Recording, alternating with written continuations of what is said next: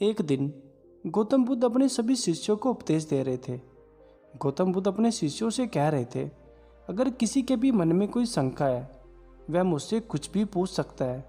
सभी शिष्य बड़े ही ध्यान से उनके उपदेश सुन रहे थे। तभी उनका एक शिष्य उठता है और उनसे पूछता है, हे गुरुदेव, क्या जीवन में हर दुख का निवारण किया जा सकता है? बुद्ध ने उसकी पूरी बात सुनी और फिर कहा, यह सत्य है कि हर दुख का निवारण किया जा सकता है। इसी संदर्भ में मैं तुम्हें एक कहानी सुनाता हूँ। एक नगर में एक धनी सेठ रहा करता था। उस सेठ की इज्जत नगर के चारों तरफ थी और उस धनी सेठ के पास एक नौकर भी रहा करता था जो काफ़ी लंबे समय से उस सेठ के पास ही रह रहा था। वह नौकर बहुत ही ज़्यादा ईमानदार और मेहनती भी था। वह घर की सफाई का बहुत ध्यान रखता था। उसकी इन्हीं बातों को देखकर वह सेठ बहुत प्रसन्न था। एक दिन जब शाम को सेठ घर आया तो उसने देखा कि उसकी पुरानी घड़ी टूटी पड़ी है। यह देखकर सेठ बहुत दुखी हुआ क्योंकि वह घड़ी बहुत ही महंगी थी। उस सेठ ने अपने नौकर को बुलाया और उससे पूछा, ये घड़ी कैसे टूट गई? नौकर ने कहा, मालिक, मैं सफाई कर रहा था कि घड़ी मेरे हाथ से छूट गई और टूट गई। गलती मेरी ही है, आप मुझे क्षमा करें। सेठ को यह सुनकर क्रोध आ गया और वह उस नौकर पर भड़क उठे और कहा, क्षमा मांगने से क्या होता है? घड़ी कितने समय से उस कमरे में लगी थी। घड़ी उस कमरे की शोभा थी और तुम्हें पता ही है यह घड़ी मुझे कितनी प्यारी थी। डांटने के अलावा वह सेठ और कर भी क्या सकता था। बहुत भरोसे का नौकर जो था। उस रात सेठ जी को एक भी पल नींद नहीं आई। वे पूरी रात उस घड़ी के बारे में ही सोच रहे थे और बार बार घड़ी को याद करके वह सेठ दुखी हो रहा था और बार बार करवटें बदल रहा था। जब उसे नींद नहीं आई तो वह बिस्तर से उठकर घर में इधर उधर टहलने लगा।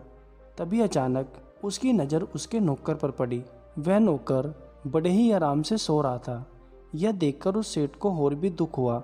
वह मन ही मन सोचने लगा, इस पर मालिक के नुकसान का जरा भी दुख नहीं, यह तो आराम से सो रहा है। नौकर को बड़े आराम से सोता देख सेठ को बहुत गुस्सा आया। फिर उसने अगले ही दिन एक प्रयोग करने के बारे में सोचा। अगले दिन जब नौकर ने अपना सारा काम खत्म कर लिया तब उसे मालिक ने अपने पास बुलाया और कहा, देखो, कल बहुत ज़्यादा नुकसान हो गया था जिस वजह से मैं बहुत गुस्से में था, इसलिए मैंने तुम्हें डांट दिया था। पर यह तो कल की बात थी, लेकिन आज मैं तुमसे बहुत प्रसन्न हूँ। तुम मेरे साथ इतने दिन से रह रहे हो और इतना अच्छा काम करते हो। कल ही मेरे मन में आया था कि मुझे तुम्हें कुछ इनाम देना चाहिए। सोचता हूँ क्यों ना तुम्हें वो घड़ी इनाम में दे दूँ, पर क्या करे, वह घड़ी तो तुम्हारे हाथ से टूट गई। अगर वह घड़ी नहीं टूटती तो मैं वो घड़ी तुम्हें इनाम में दे देता। यह कहकर सेठ तो उस रात बड़े आराम से सोया, पर नौकर उस रात करवटें बदलता रहा। अब उसके मन में एक ही बात आ रही थी कि अगर घड़ी नहीं टूटती तो वह आज मेरी होती। यह सोच सोचकर वह नौकर एक भी पल नहीं सोया। कहानी को समाप्त करते हुए गौतम बुद्ध बोले, अब तुम ये समझ गए होगे कि लोभी मनुष्य का सबसे बड़ा दुख होता है। इसे त्याग कर ही हर दुखों से मुक्ति पाई जा सकती है। जब उस घड़ी का संबंध उस सेठ के साथ था तब घड़ी का टूटने का दुख भी उस सेठ को ही था, क्योंकि सेठ के मन में उस घड़ी को लेकर लालच था।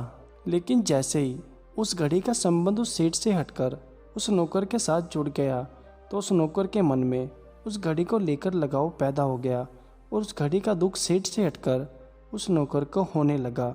और ऐसा ही हमारे साथ भी होता है।